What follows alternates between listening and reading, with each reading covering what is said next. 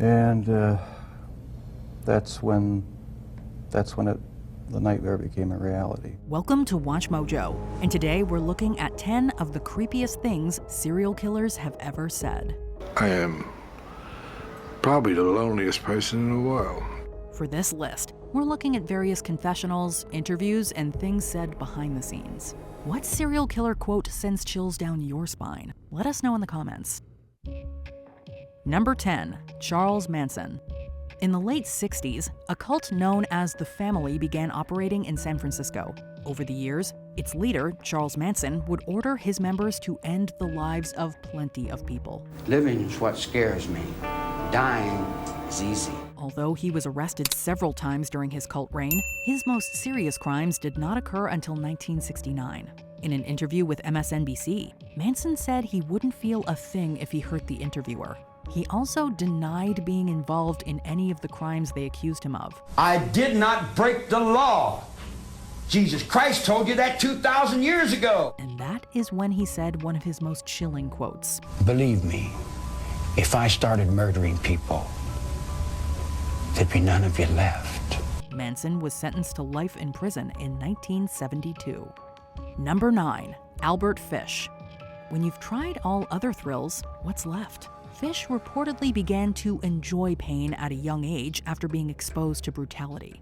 In 1890, he moved to New York, and that's when he would begin to carry out his crimes against many young victims. Fish could have easily passed for someone's grandfather, but this was not your average grandfather. A 6-year investigation was launched when Fish ended a young life and later sent an anonymous letter to the mother describing what he had done.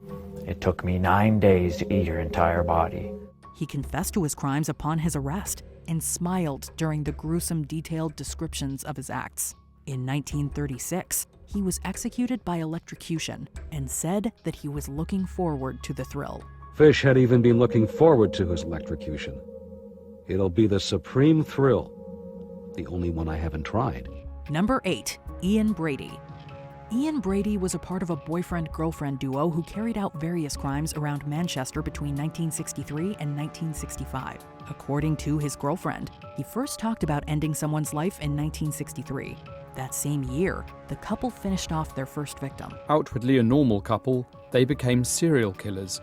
Over the years, the two brutally ended the lives of 5 innocents. Their crimes eventually led to their arrest. When Brady and Hindley were arrested, they said nothing. Brady was diagnosed as a psychopath in 1985 and spent the rest of his life in a psychiatric hospital. He told a journalist that he had a better chance of contacting the dead than agreeing to an interview. Ian Brady now takes to his grave the truth about Keith Bennett's whereabouts. Number 7, James French. Born in 1936 in Illinois, James French ended the life of a motorist after he asked him for a ride. Strangely enough, French was determined to get a death sentence, which was denied by the jury. Sentenced to life, he shared his cell with inmate Eddie Lee Shelton. The two did not seem to get along, and French ended Shelton's life. Once again, French requested a death sentence after explaining he finished off Shelton to give enough reasoning for an execution. When on the chair, French's final words were directed at journalists. He suggested a headline pun for his passing. Number 6, Richard Ramirez. Richard Ramirez, aka the Night Stalker, was most known for ending the lives of over 13 people and horrifically tormenting dozens more. He was most active between 1984 and 85 and was arrested that same year. With Ramirez in custody, officers would now come face to face with the killer for the first time.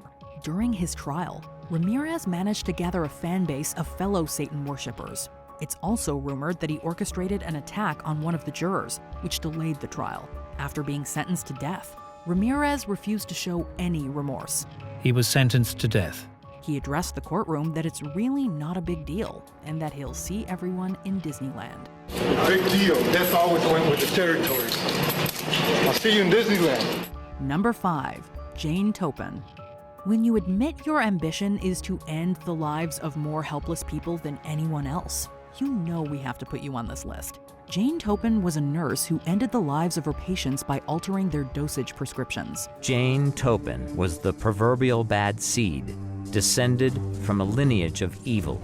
1895 was the year when Topin started to poison people outside of her usual hospital setting. She wasn't arrested until 1901, and a year later, she confessed to ending the lives of 31 people. She was finally brought to justice in 1901 after she killed off the entire Davis family. But she also confessed she wished to have put a lot more on her tally, more than anyone else has ever done. That is my ambition, to have killed more people, more helpless people, than any man or woman who has ever lived. Number 4, Joe Matheny. Joe Matheny was a serial killer, sentenced to life without parole in 1998. However, he was already on trial in 1995, but the jury didn't have enough evidence to connect him to the passing of the victims. After his final arrest, Matheny admitted to executing 13 people, including the victims in the 1995 case. However, evidence and research only found 5 victims in total. He confessed that he enjoyed carrying out his acts and didn't feel any remorse. This quote is pretty morbid, and it feels like we could be perfectly fine without knowing this fact. Number 3, Richard Kuklinski. Richard Kuklinski, aka the Iceman, was described as someone who took people's lives for profit. He got his nickname after he froze one of his victims in order to try to divert law enforcement from determining the time of their passing. Kuklinski had frozen the body in an industrial freezer. This was the murder that earned him the name of Iceman. Kuklinski gave several interviews after his crimes and confessed to having caused the death of up to 200 men. Approximately, we'll go with more than 100. He admitted he liked the hunt and the challenge, which was more important to him than the actual criminal act. He even got a thrill out of having more odds against him because it gave him an opportunity to figure out how he'll carry out his act. Number 2, Jeffrey Dahmer. This serial killer ended the lives of 17 men between 1978 and 1991. Jeffrey Dahmer's crimes were so hideous, we can't even talk about them in a lot of detail here. Let's just say dissection and eating were involved. Ultimately, Dahmer wanted a partner he could completely control, dead or alive. By 1991, Dahmer was finishing off one person each week. During this time, he even came into contact with the police, who failed to do a check on him. In his quote, Dahmer revealed that ending people's lives wasn't satisfactory.